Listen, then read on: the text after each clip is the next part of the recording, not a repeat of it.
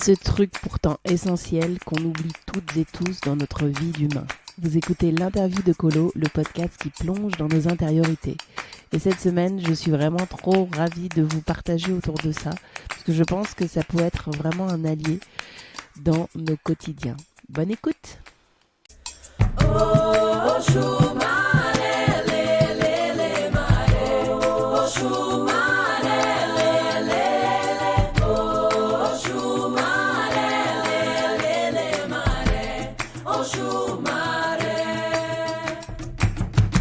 Bienvenue dans la Colosphère, je suis Colo, artiste entrepreneur aux multiples facettes.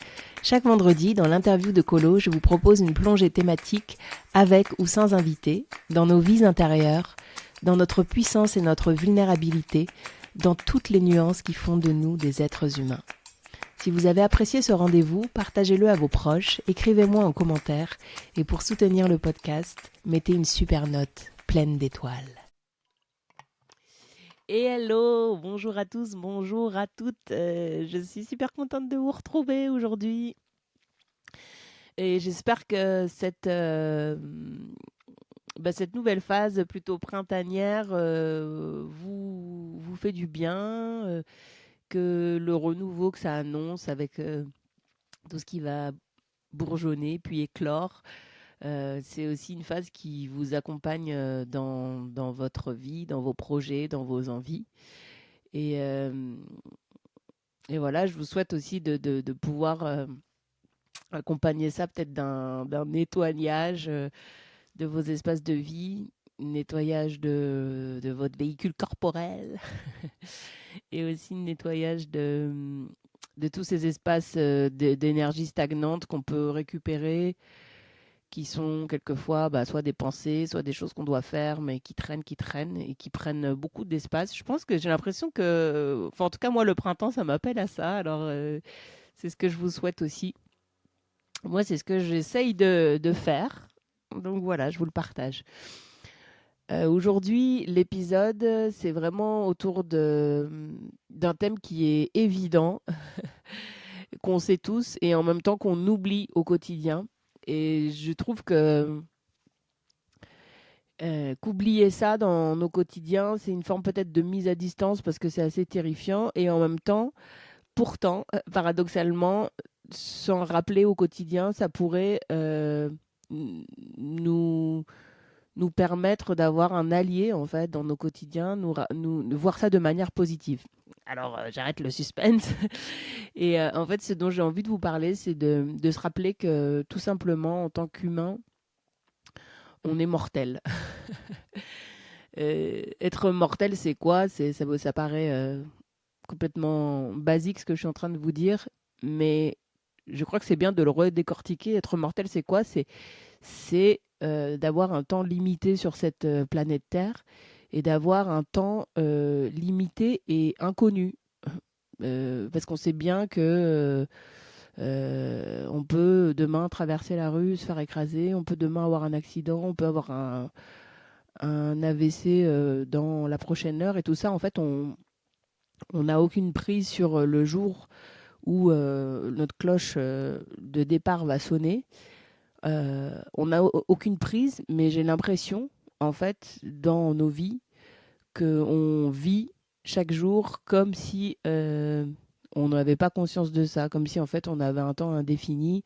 Et du coup, c'est ça qui génère souvent des espèces de décalage de comportement où on peut être ouais, dans une sensation de temps infini où on va dédier en fait ce temps limité qu'on a à des choses complètement hallucinantes au niveau au niveau de notre façon d'agir, au niveau de notre façon d'être dans nos peurs, au niveau de notre façon d'être dans ouais, ouais, tout ce rapport en fait à la peur. Donc si je vous dis en fait comment m'est venu ce thème, tout simplement parce que cette semaine, c'était l'anniversaire de la mort de mon père, euh, qui lui est mort. Moi j'estime qu'il est mort jeune. Après, il n'est pas. il n'est pas non plus mort à 30 ans, mais voilà, il avait pas encore 70 ans quand il est mort. Et, et voilà, c'est une maladie qu'il a emportée comme ça. Et ça a été un peu, bon, c'était pas du jour au lendemain, mais en fait, ça a été une mort comme ça. Enfin, en tout cas, vu de notre côté, moi, je sais pas ce qui s'est passé dans sa vie pendant les années précédentes.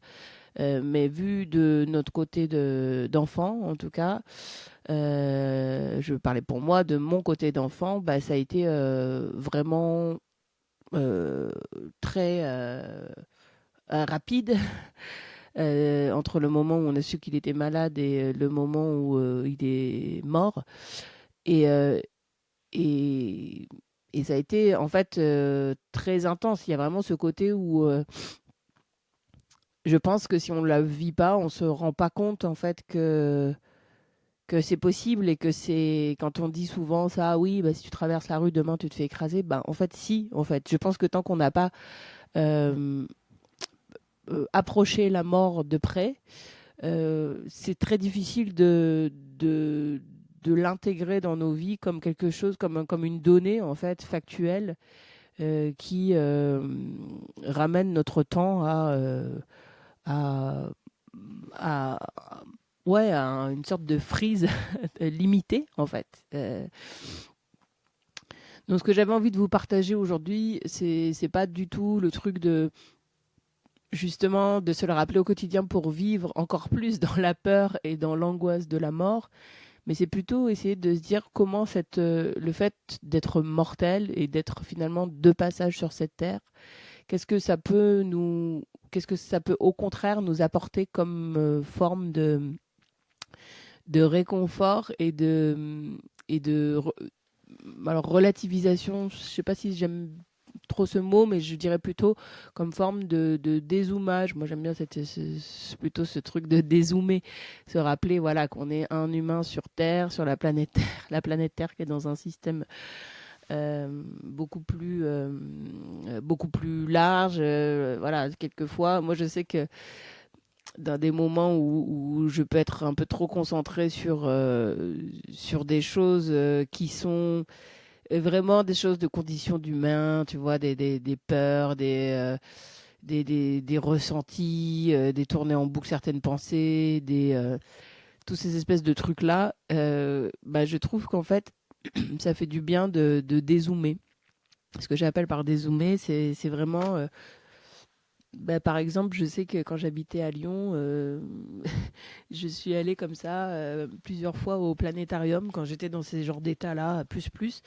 Et ça me faisait un bien fou, en fait. Ça me faisait un bien fou d'arriver à regarder le truc d'un autre endroit, mais voilà, pas forcément d'un autre endroit avec un jugement, mais juste d'un autre endroit en disant ah oui, rappelle, hé, hé, je suis un humain sur Terre et un humain sur Terre, ça représente ça. Et en fait, je suis dans un...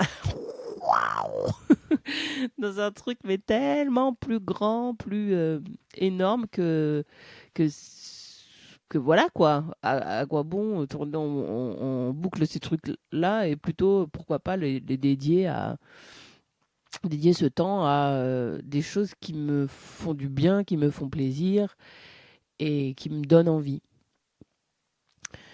Donc, en fait, la deuxième chose qui m'a donné envie de vous parler de ça cette semaine, bah, c'est que justement, c'était assez drôle pour moi, enfin drôle et pas si drôle, mais c'est qu'au même moment où j'étais en plein dans la traversée de l'anniversaire de la mort de mon père, bah, je me suis retrouvée voilà, dans une situation professionnelle assez, je sais pas comment les qualifier, j'aurais dit ubuesque, mais en fait je sais même pas ce que ça veut dire ubuesque. Euh, oui, tu sais, ces espèces de situations professionnelles où de ce coup, tu es toujours surpris de ce qui se passe, il y a quelque chose qui t'agace profondément, tu comprends vraiment pas tes collègues, tu dis non mais attends, mais qu'est-ce que c'est que ce truc? Et ça tourne en boucle, ça tourne en boucle. Et puis parallèlement, j'avais ce truc où bah, la date, moi je suis hyper attachée aux dates, et du coup j'avais la date d'anniversaire de la mort de mon père qui arrivait. Et du coup, j'étais comme dans des espèces de 2 échelles. Vraiment mon échelle de conditions de vie, de conditions humaines, au milieu d'une sorte de, tu sais, prise dans une boucle, professionnelle où les gens se comprennent pas, où tu vois les égos qui surgissent, où tu es là: «Non mais en fait, où on est quoi?» Et de l'autre côté, cette espèce de truc où tu sais que notre chemin, bah, il est mortel et puis, bah, là, ça, je l'ai touché de près, en perdant mon père en quelques mois et je me dis: «Mais ça m'a fait une sorte de comme une sorte de ouais, un truc qui matche pas, quoi». Tu te dis: «Ah ouais, là, ça te saute aux yeux, quoi». Quand on est dans ces dans des moments où on réalise, ça nous saute vraiment aux yeux et du coup, moi, ce que j'ai envie de nous proposer cette semaine, c'est vraiment d'arriver à à garder ça en tête avec une tournure positive de dézoomage, quoi. Et en gros, presque une forme de filtre qu'on pourrait avoir sur les choses qu'on fait dans la vie ou sur les façons dont on réagit à certains événements, sur les façons avec lesquelles on s'implique dans des choses, par exemple, qui nous intéressent pas ou pour je ne sais quoi, parce que du coup, on nous l'a demandé et que, bah, en fait, c'est bien d'être une bonne personne ou tous ces espèces de trucs-là. Je trouve que le filtre, c'est vraiment, ça pourrait être. euh, mais en fait, ouais, est-ce que là, ce que je suis en train de faire, ça va plutôt enfin, est-ce que la manière dont je me comporte là maintenant, ça va plutôt générer un regret sur mon lit de mort ou une forme de fierté, d'envie de revivre ce truc euh, Ça, je pense que ça peut être un truc hyper puissant. Ça paraît tout bête, mais ça peut être un truc hyper puissant si on se connecte à ça quand on est face à des choix où on est là un peu dans le doute et où on tourne un peu en rond. Du coup, ce que j'ai observé, moi, cette semaine, c'est que par rapport à, justement, professionnellement, ce que j'ai vécu, euh, typiquement, je pense que si j'avais quelques années en arrière, même je pense pas beaucoup, hein, genre 1 an ou 2 ans, ça m'aurait habité H24. Je pense que j'aurais ruminé des choses, j'aurais été vraiment très énervée. J'aurais dû aussi peut-être écrire des mots ou dire des paroles qui me conviennent pas. J'aurais vraiment sorti toute une. En fait, j'aurais dédié beaucoup d'énergie. Voilà. Si je dois résumer, c'est que j'aurais dédié du temps et de l'énergie à quelque chose sur lequel, de toute façon, je n'avais pas de prise. Et, et là, ça m'a fait du bien cette fois-ci de voir que j'avais de l'intérêt pour ce qui était en train de se dérouler, puisque moi, mon travail me plaît et je suis contente d'être là où je suis professionnellement. Mais en même temps, j'ai vraiment vécu, traversé ce truc vraiment comme une sorte de vache. Pourquoi une vache? Comme une vache qui est dans un pré et qui regarde les trains passer. Et il y a les trains qui passent dans tous les sens, et à gauche, à droite, il y en a un avec un wagon, l'autre après finalement il y a 2 wagons qui se raccrochent, ils sont d'accord. Après, tu as 3 wagons qui se mettent dans l'autre sens, qui sont contre. Enfin, tu sais, tout ce truc-là, le bazar. Et puis ouais, peut-être comme une forme de, je sais plus qui me disait oui, un passage à niveau, quoi. Comme une forme de passage à niveau où peut-être je laisse passer, hop, après et je vois tout ça depuis un endroit d'observation. Et après avoir pris ce temps d'observation, ben je me sens beaucoup plus en capacité avec, ben en tout cas avec, pour moi, sérénité et un côté beaucoup plus sain en termes de relation à l'autre, d'exprimer ce qui m'a convenu, ce qui m'a pas convenu. Mais je vois que c'est ce qui s'est passé. Je me suis vraiment positionnée comme ça, comme cette vache qui broute l'herbe et qui regarde, quoi, qui regarde et que c'est une forme aussi d'écoute, quoi, et de mise en retrait qui je pense, moi en tout cas, m'a servi par rapport à mon poste. Et au final, je me dis, ben, certainement, d'une certaine manière, ça j'en sais rien, mais a certainement plus servi la situation que si je m'étais engouffrée dans le énième wagon qui allait à gauche, à droite, qu'on savait même plus où ils allaient. Donc,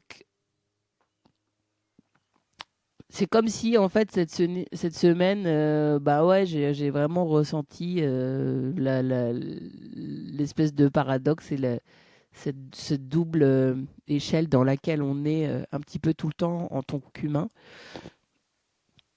Et, euh, et voilà, j'avais envie de vous partager ça. Je ne sais pas si vous, c'est quelque chose auquel vous êtes connecté.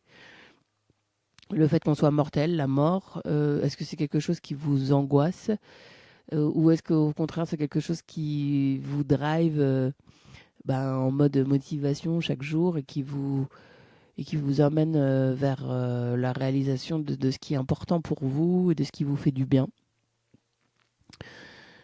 Euh,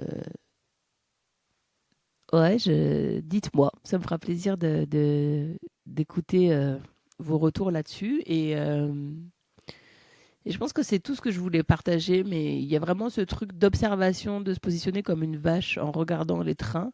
Je pense que ça, c'est en plus du filtre de je suis un humain, je suis mortel.